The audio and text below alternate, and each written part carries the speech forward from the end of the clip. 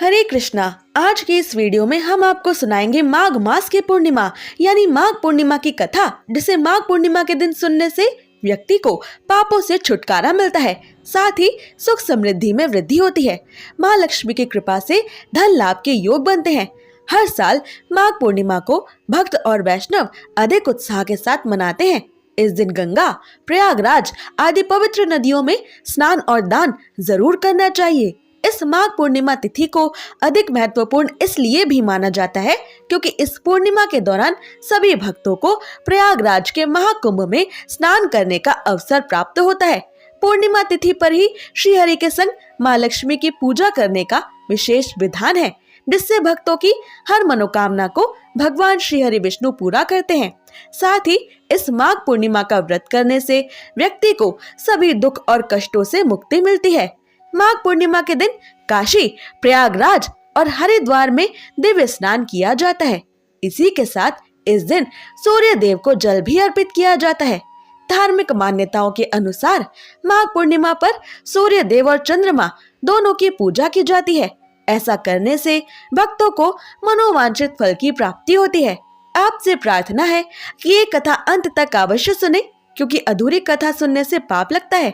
और कथा शुरू होने से पहले हमारे चैनल को सब्सक्राइब करके एक बार कमेंट्स में दिल से जय श्री लक्ष्मी नारायण अवश्य लिखें। भगवान श्री हरि विष्णु और माता लक्ष्मी इस कथा को माघ पूर्णिमा के दिन सुन रहे सभी भक्तों की सारी मनोकामनाएं पूरी करें, उनका जीवन धन धान्य सुख समृद्धि से भरे। तो आइए अब शुरू करते हैं माघ पूर्णिमा 2025 की कथा। तो प्रेम से बोलिए श्री गणेशाय नमः। द्वापर युग में एक बार माता यशोदा ने अपने पुत्र भगवान श्री कृष्ण से कहा, हे कृष्ण, तुम संसार के रचयिता और पालन करता हो। आज मुझे कोई ऐसा उपाय बताओ जिसे करने से स्त्रियों को सौभाग्य की प्राप्ति हो, साथ ही उनकी सभी मनोकामनाएं पूर्ण हो। तब भगवान श्री कृष्ण ने कहा, हे माता यशोदे, मैं आपको एक अचूक उपाय विस्तार से बताता हूँ। स्त्रियों को सौभाग्य की प्राप्ति के लिए 32 पूर्णमासियों का व्रत करना चाहिए। इस धरती पर एक राजा थे जिनका नाम चंद्रहास था।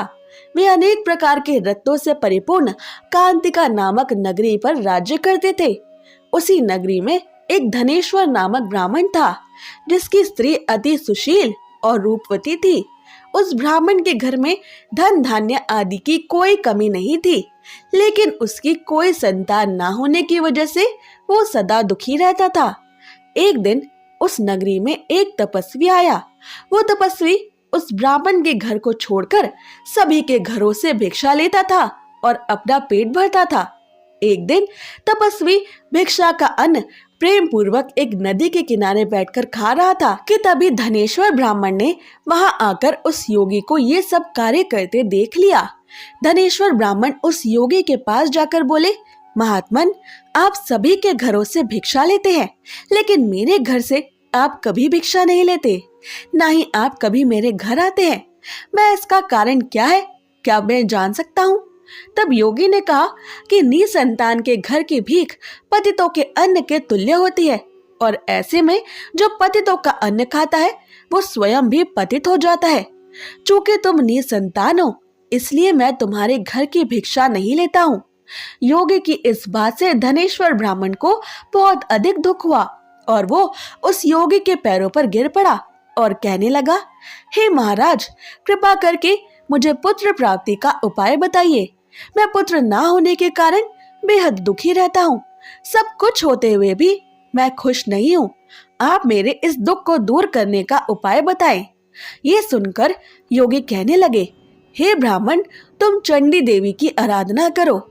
योगी के कहे अनुसार धनेश्वर ब्राह्मण ने मन में जाकर चंडी देवी की उपासना की और उपवास किया।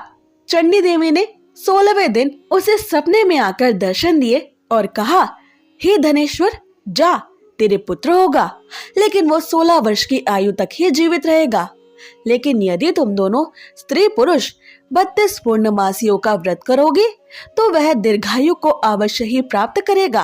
प्रातः काल तुम्हें इस स्थान के समीप ही एक आम का वृक्ष दिखेगा। उस पर चढ़कर एक फल तोड़कर शीघ्र ही अपने घर जाना। और वह फल अपनी स्त्री को खिला देना। ऋतु स्नान के बाद वह स्वच्छ होकर भगवान शिव शंकर का ध्यान करके उस फल को खा लेगी। तब शंकर भगवान की कृपा से उसको पुत्र हो जाएगा। धनेश्वर ब्राह्मण ने ठीक वैसा ही किया जैसा चंडी देवी ने बताया और उसकी स्त्री गर्भवती हो गई। देवी माँ की कृपा से उन्हें एक अत्यंत सुंदर पुत्र प्राप्त हुआ, जिसका नाम उन्होंने देवीदास रखा। दुर्गा जी की आज्ञा अनुसार धनेश्वर ब्राह्मण की पत्नी यानी देवीदास की माता ने 32 पूर्णमासियों का व्रत करना प्रारंभ कर दिया। 16वां वर्ष लगते ही देवीदास के माता पिता को चिंता होने लगी कि कहीं उनके पुत्र के इस वर्ष प्राण ना चले जाएं।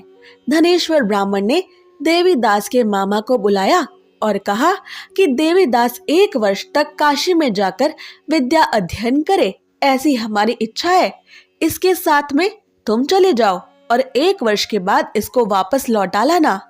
इस तरह देवीदास को एक घोड़े पर बिठाकर अपने मामा के साथ काशी पर भेज दिया गया।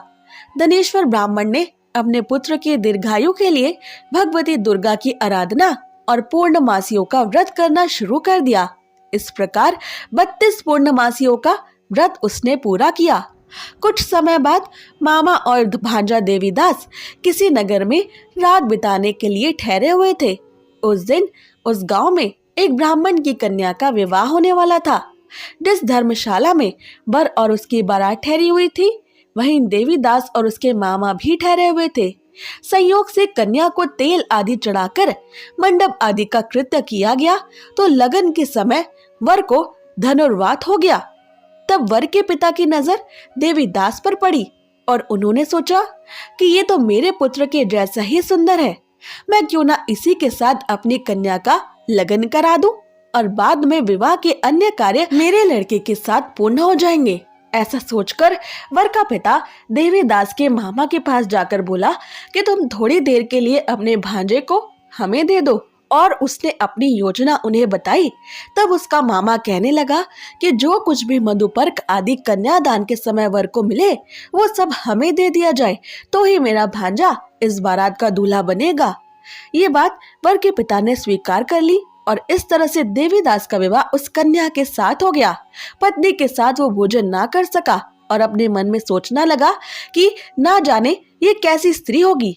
लड़के को ऐसा करना सही नहीं लगा और उसकी आंखों में आंसू आ गए। तब वधू ने पूछा कि क्या बात है, आप इतने दुखी क्यों हैं? तब उसने सब बातें लड़की को बतला दी। तब कन्या कहने लगी कि अब हमारी शादी हो गई है। देव, ब्राह्मण और अग्नि के सामने मैंने आपको ही अपना पति बनाया है, इसलिए अब आप ही मेरे पति हैं। अब मैं आपकी ही पत्नी रहूंगी, किसी अन्य की नहीं।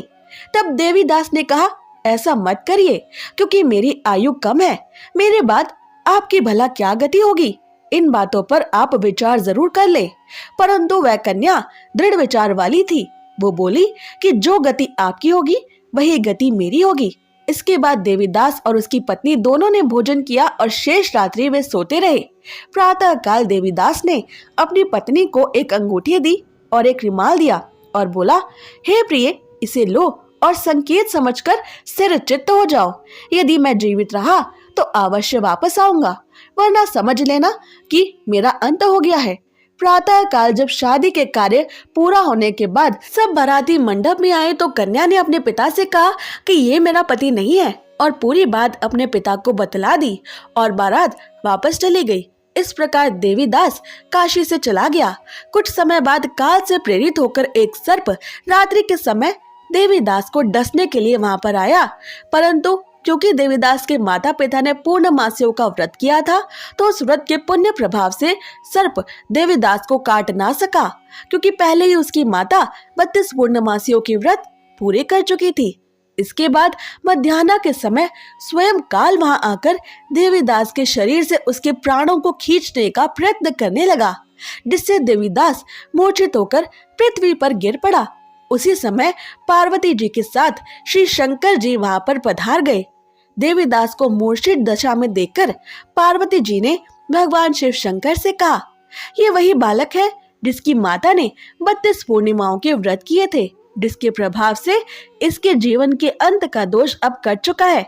माता भवानी के कहने पर भगवान शिव शंकर ने देवीदास को प्राणों का दान दे दिया। उधर देवीदास की स्त्री अपने नगर में अपने पति की प्रतीक्षा कर रही थी। जब 16वां वर्ष व्यतीत हो गया तो देवीदास भी अपने मामा के साथ काशी से चल दिया और वो कुछ दिन बाद अपनी पत्नी के घर पहुंच गया। लड़की के पिता ने खूब सारा धन देकर अपनी पुत्री को देवीदास के साथ विदा कर दिया। कथा की समाप्ति करते हुए श्री कृष्ण भगवान माता यशोदा को बताते हैं कि धनेश्वर और उसकी पत्नी की तरह जो भी स्त्री 32 पूर्णिमाओं का व्रत रखती है वो सदा सौभाग्यवती और पुत्रवती रहती है। ऐसी और व्रत कथाएं सुनने के लिए चैनल को सब्सक्राइब करें।